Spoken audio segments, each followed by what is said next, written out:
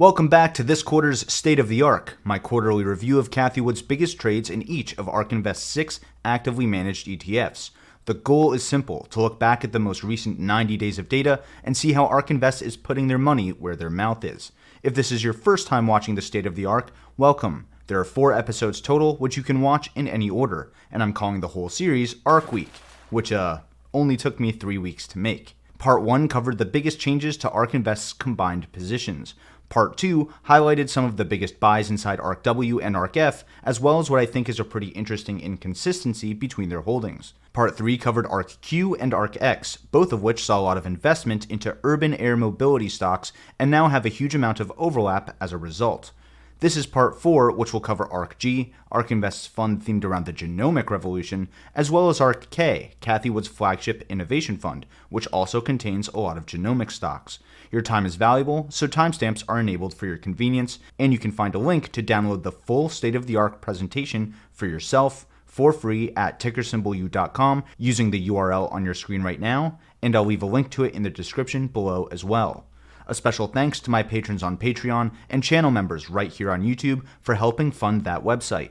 I hope it turns into a useful resource for my wonderful community. The first thing I want to point out is that ARKG and ARKK were by far the worst performing ARK Invest funds for the quarter. ARKG dropped in price by around 20%, and ARKK dropped by about 15%. In fact, both of these funds are currently trading near their lowest prices of 2021. Because we trade and track these funds like stocks, it's easy to forget that they're not stocks. They're baskets of around 40 stocks each that are researched, updated, and curated by the ARK Invest team and actively managed by Cathie Wood. When you buy these things, you're basically assigning your money to a specific area of technology and innovation, and letting that money be managed by ARK Invest for a small fee. A lot of people like doing that for ARKG because genomics and advanced medicine are specialized fields that work very differently from other markets. And a lot of people like doing that for ARKK because then you don't have to worry about how to weigh all of the different areas of innovation relative to each other in your portfolio, like genomics, robotics, energy storage, and blockchain technology. When you buy ARKK, Cathie Wood is doing that for you by definition. I'm not a financial advisor, but if you like the sound of either of these things, then a 15 to 20% drop in price is a great discount on these specialized financial products. I personally am very happy buying into ARKG anywhere below $80 per share. If you're somebody who prefers to manage your own money and likes picking your own winning stocks yourself, the rest of this episode is for you.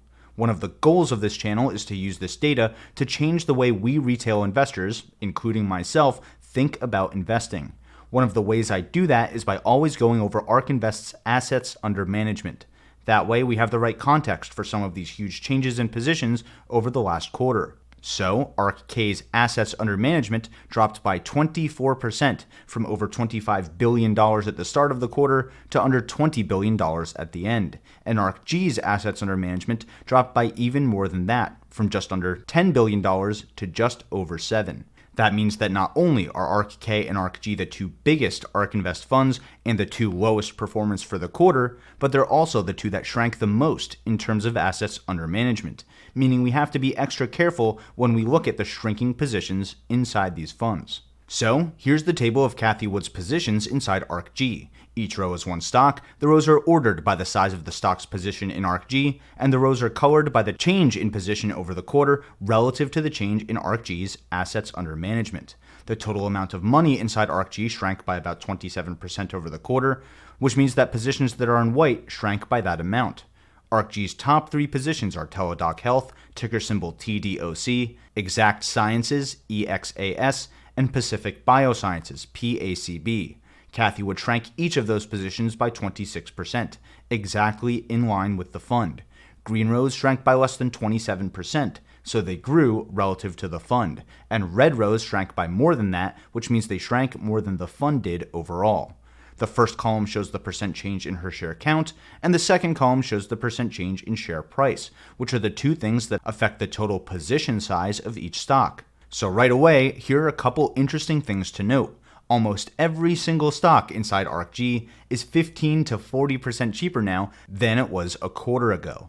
It looks like genomics and related stocks got hit super hard this quarter. So if you believe in this space in the long term, or you believe in some of the specific stocks within it, Now would be a great time to be doing your research and building up your watch list. Second, of the top 15 positions in ARKG, the only one that had a meaningful increase in share count is Fate Therapeutics, ticker symbol FATE, which ended up being the 5th biggest position in the fund at the end of the quarter.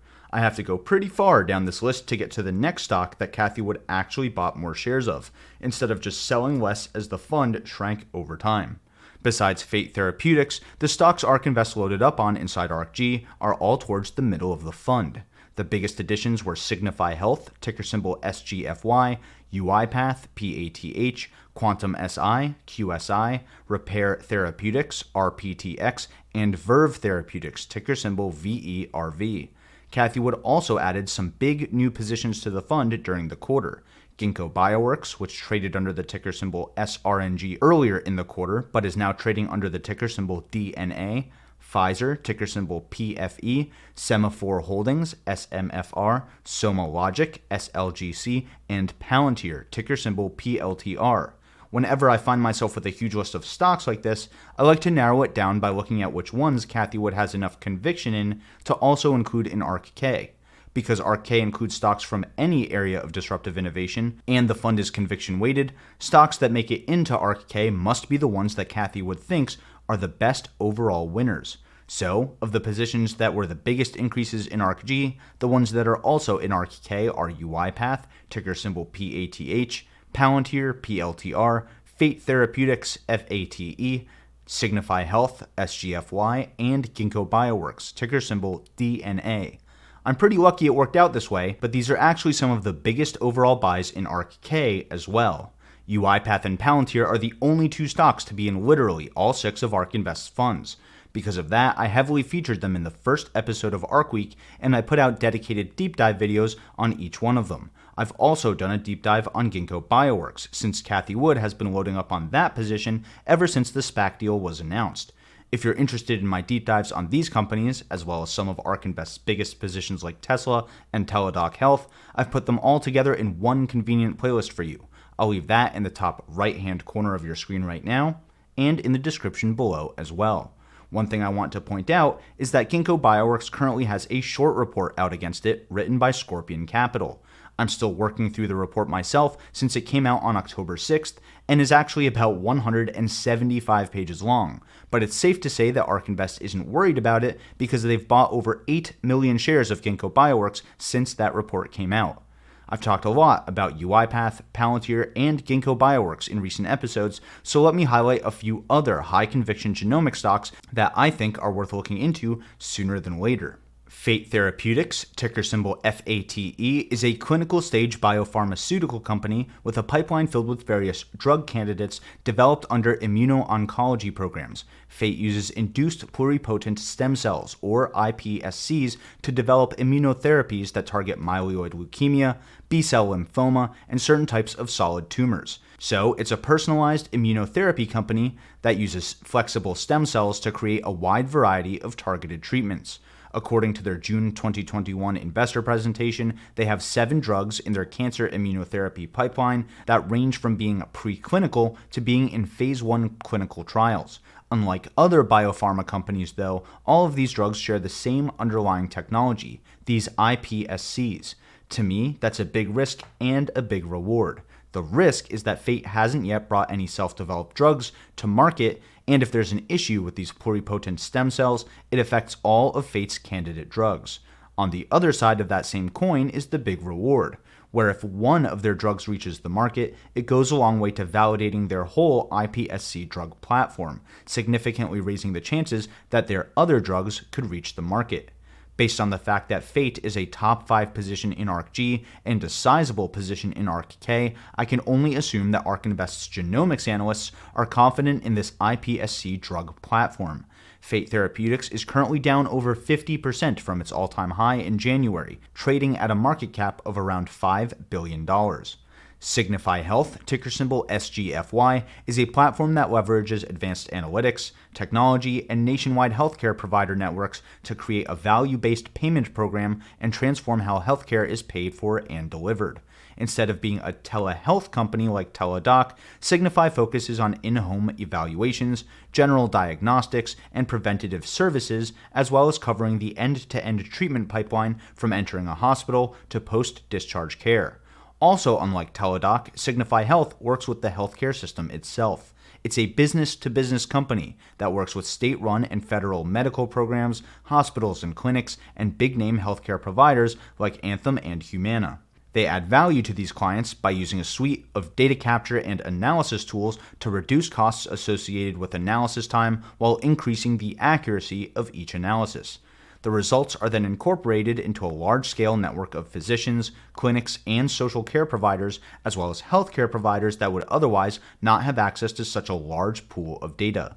As of this recording, Signify Health is trading at an all-time low of $17 per share, which is less than a $3 billion market cap. Quantum SI, ticker symbol QSI, is the maker of Platinum, which is a first-of-its-kind, semiconductor-based, next-generation protein sequencing platform. They have developed a special-purpose chip specifically for biology, which enables single-molecule protein sequencing and end-to-end protein analysis. The Platinum allows researchers to perform sample prep, identification, sequencing, and analysis all in one machine that's roughly the size of a large toaster oven. On the software side, the company has a cloud solution for data and analytics. The data streams directly from the equipment to the cloud, ready for processing. This technology could potentially transform how different conditions like infections, cancers, and neurological disorders are diagnosed and treated. The company has over 550 issued patents and patents pending, which I think is very important in the proteomics space as well as the semiconductor space. The thing I really like about this company is its technology is something that I think we can all understand at a high level. It's a chip maker, which means it benefits from the same trends as the rest of the semiconductor industry, like Wright's Law. One other thing that I should mention is that Quantum SI was founded by Dr. Jonathan Rothberg, who also founded Curagen, Ion Torrent, and Butterfly Network. My favorite line from his Wikipedia page is, in March of 2020, Rothberg began working on a low-cost, rapid, home test for COVID-19 from the lab on board his private yacht, named the Gene Machine. So this guy is basically the Tony Stark of genomics, and Quantum SI is one of his latest companies. Quantum SI currently trades for under $9 per share, reflecting its roughly $1.2 billion market cap. Verve Therapeutics, ticker symbol VERV, IPO'd this past June. Verve is a genetic medicines company focused on using gene editing to create a new treatment paradigm for cardiovascular diseases, transforming chronic management of these diseases into single-course gene editing medicines. Coronary heart disease is the #1 cause of death globally. They're specifically going after a disease called familial hypercholesterolemia, which is a life-threatening genetic disease that can cause congenital heart defects and stroke. Over 3 million people around the world suffer from this disease each year, representing about a $2.4 billion per year total addressable market. Their roadmap initially focuses on the 1.6 million people in the US and Europe with the disease. Then they plan on adding in people with established atherosclerotic cardiovascular disease, which expands their total addressable market by about 15x. Then they plan to offer that preventative therapy to everyone at risk of coronary heart disease.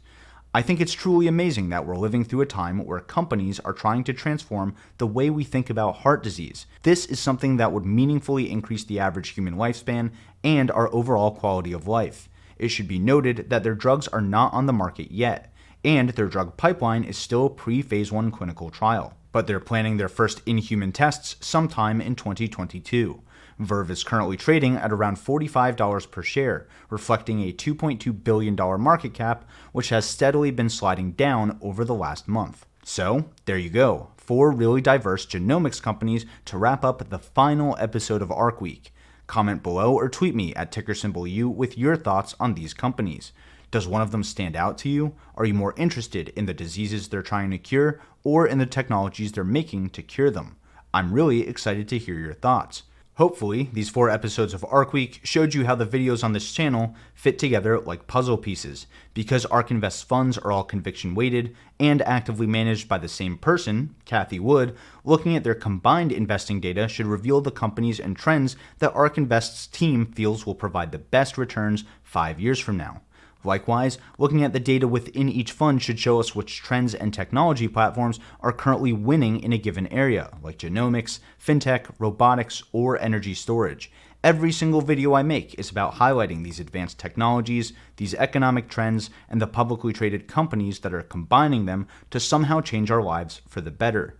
Speaking of changing for the better, let me know what you think about ARK Week in general. Do you like these higher level episodes that cover multiple funds and multiple stocks? Or do you prefer the episodes focused on single stock deep dives and cover single news stories? I read all of your comments and tweets, and I'm always open to constructive feedback. And if you did find this information useful, consider liking this video and subscribing to the channel with all notifications turned on. That way you'll be the first to know when I come out with new tech research and market commentary, and it's a great way to invest in the channel that invests in you.